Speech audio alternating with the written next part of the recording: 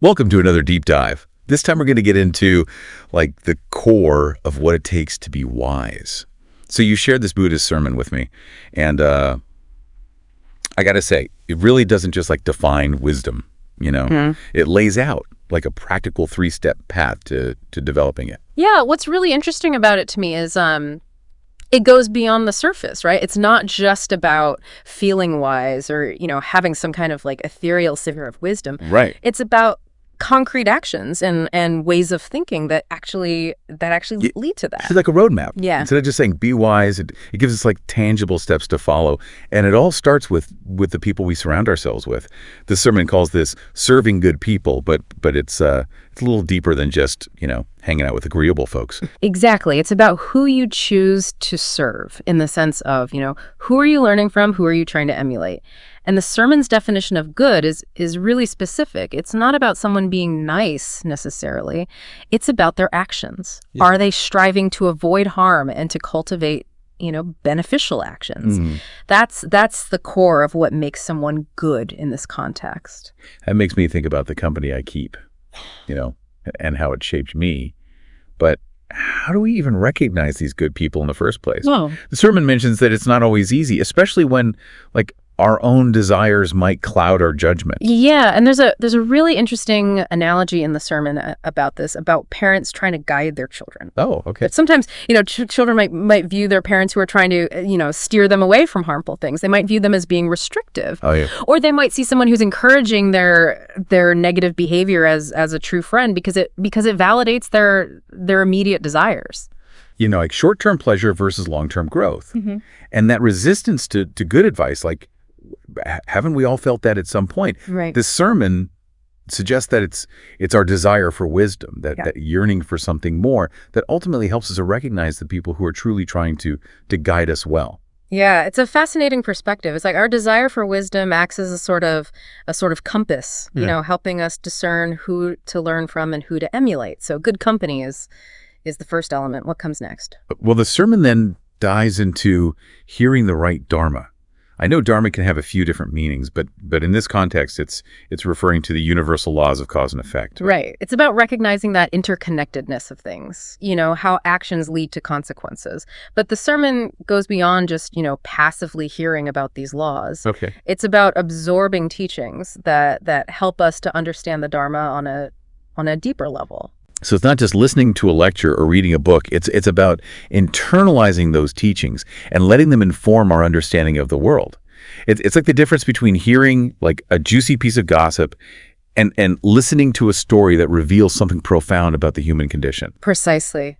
And to illustrate this point, the sermon uses the captivating story of Padachara.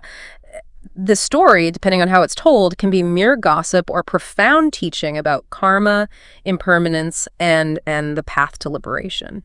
That's a great example. It reminds me of how we can approach any information that we encounter. Is it just entertainment, or is it truly feeding our wisdom? It's a question I'm definitely going to be asking myself a lot more now. Yeah, it's a crucial question, especially in today's, information-saturated world. This sermon encourages us to be discerning about the content we consume and to seek out those sources that nourish our understanding of the Dharma. So we have good company and hearing the right Dharma as the first two elements for cultivating wisdom.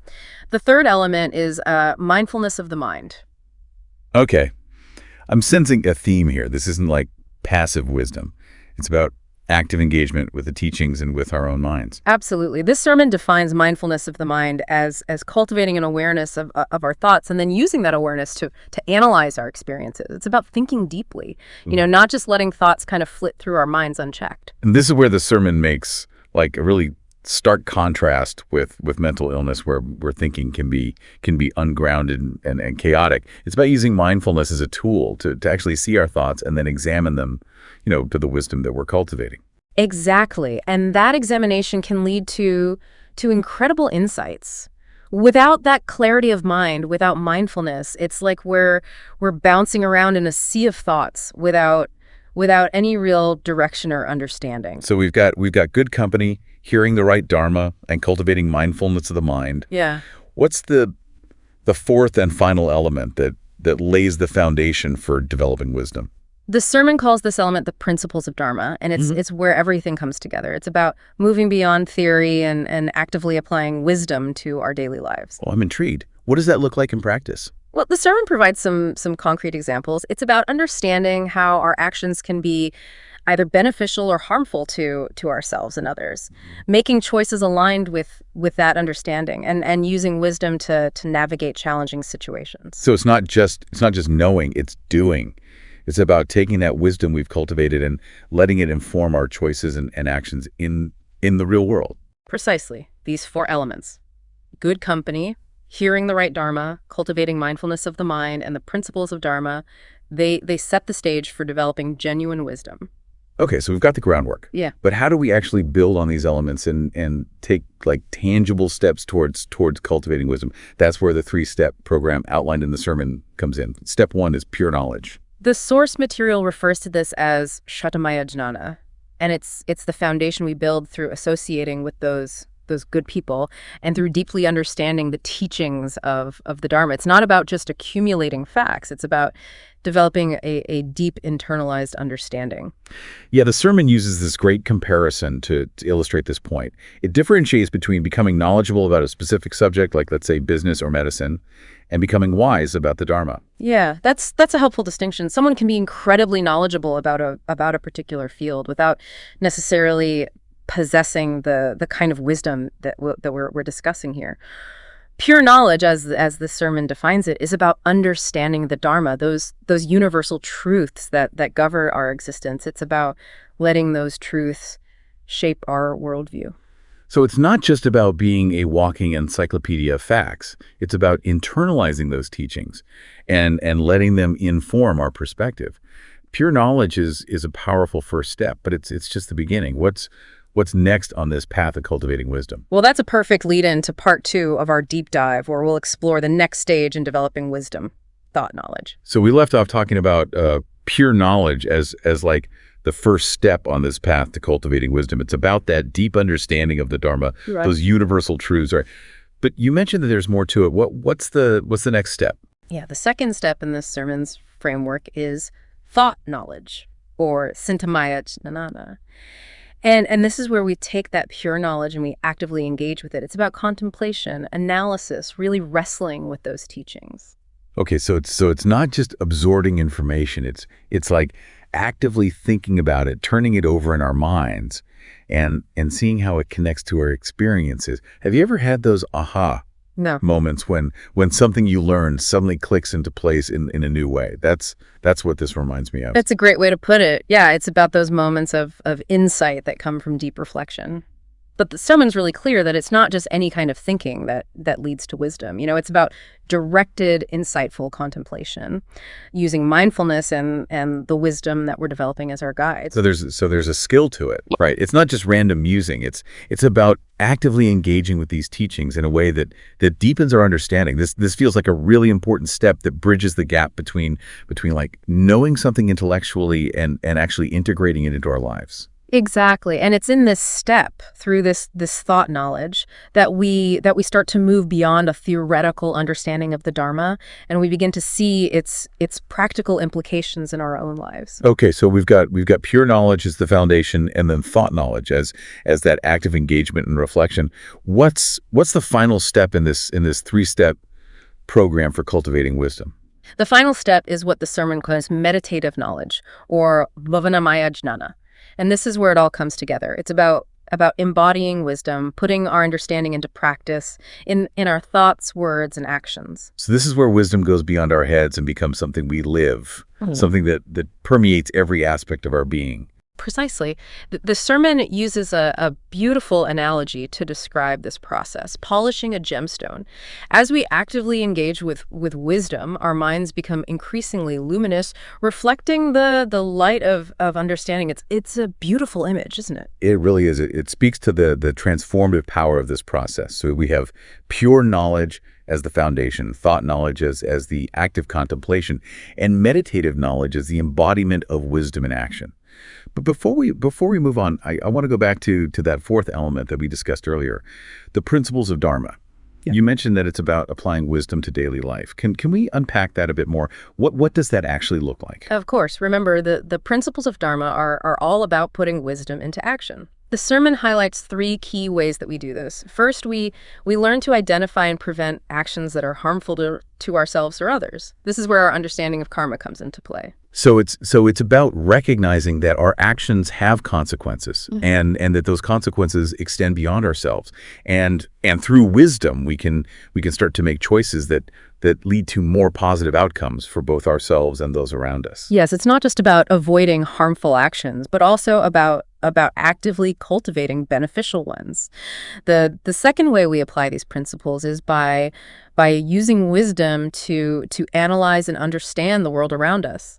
So instead of reacting to situations purely emotionally, we can take a step back and try to see things through the lens of the wisdom that we've cultivated. Exactly. We can use the teachings that we've absorbed to try to understand the causes and conditions that shape our experiences. This allows us to respond to challenges with more skill and clarity. It's like having a framework to help navigate the complexities of life, a way of making sense of things that goes beyond our initial emotional reactions. Precisely. And the third way we apply the principles of Dharma is by developing a deep understanding of ourselves. This sounds like a very introspective element. It is. The sermon suggests that wisdom requires us to honestly examine our own thoughts, motivations, and behaviors. We learn to see our own patterns, our strengths, our weaknesses. This self-awareness allows us to make more conscious choices that are aligned with our values, our aspirations. It sounds like principles of Dharma is really about integration. It's about weaving wisdom into the fabric of our lives, into how we think, how we act, and how we understand ourselves. That's a beautiful way to put it. This integration is what allows meditative knowledge to truly flourish. It's the culmination of the entire path outlined in this sermon. Okay. Let me see if I've got this right.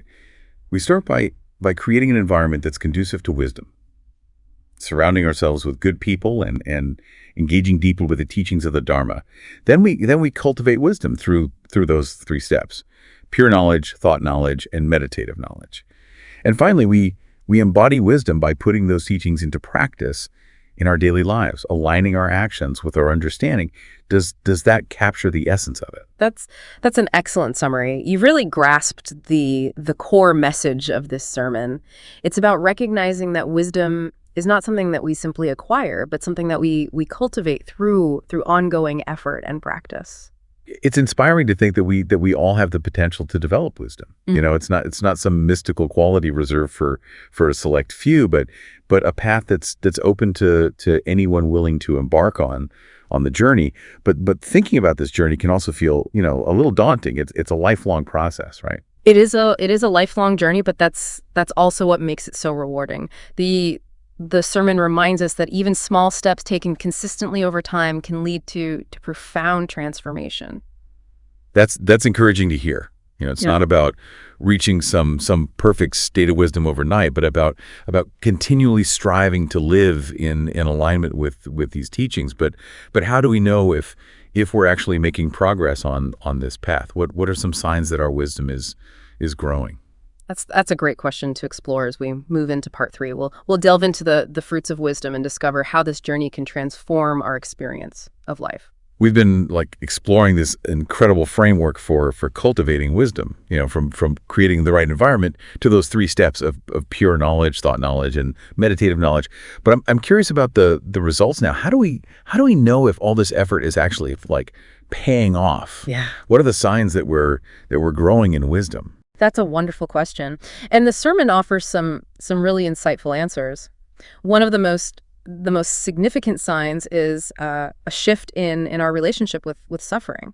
If you recall, the story of Padachara really illustrated how suffering, without the tools to understand and navigate it, can lead to despair and even madness. Oh, okay. So it's not necessarily that we experience less suffering as we cultivate wisdom, but rather that we relate to it differently. Exactly. As our wisdom deepens, we develop a greater capacity to see suffering as an inevitable part of life, to understand its causes and to respond with more skill and compassion. So instead of being overwhelmed by suffering, we can face it with more clarity and respond in ways that lead to greater peace and understanding. That really resonates with me. It's like wisdom gives us a new perspective on those inevitable, challenges that we all face. Yeah.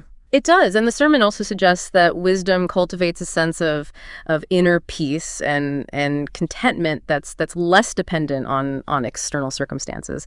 As we align our lives with the Dharma, we experience a growing sense of harmony and ease. It's like the pieces start falling into place, and we find this sense of peace that isn't so easily shaken by the ups and downs of life. That's a beautiful way to put it. This inner peace allows us to navigate the inevitable challenges of life with more equanimity. We're less reactive, less swayed by external events, and more anchored in a deep sense of knowing. Like wisdom helps us to build resilience, a capacity to weather the storms of life without being completely swept away. That's something I think we could all benefit from. Absolutely. And there's another significant fruit of wisdom that the sermon highlights, and that is the positive impact it has on our relationships.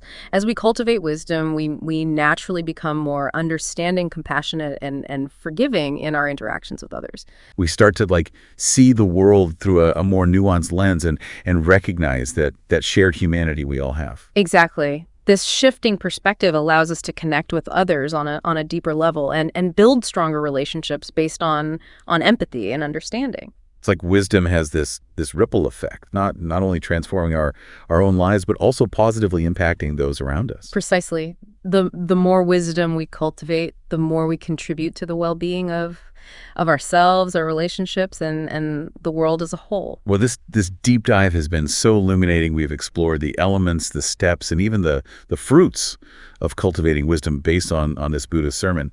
As we wrap up, I find myself wondering, do you think these teachings have relevance for people from other backgrounds or belief systems? Yeah, that's a great question, and one I encourage you to reflect on further. While this sermon draws from Buddhist teachings, the core principles resonate with many wisdom traditions across cultures and throughout history. The emphasis on self-awareness, ethical conduct, compassion, and understanding, these are universal values that can enrich, anyone's life regardless of their background. You're right. This deep dive has given us a powerful framework, but it's ultimately up to each of us to explore these ideas and see how they resonate with our own individual experiences and perspectives. Exactly. The journey of wisdom is a personal one, but it's a journey worth taking. As we cultivate wisdom, we not only transform our own lives, but also contribute to creating a more compassionate and understanding world. So to close out this deep dive, I want to leave you with one final question to ponder. How might your life change if you committed to cultivating wisdom, even in small ways, every single day? It's a powerful question to consider. May this deep dive serve as inspiration to embark on your own journey of wisdom and discover the transformative power it holds.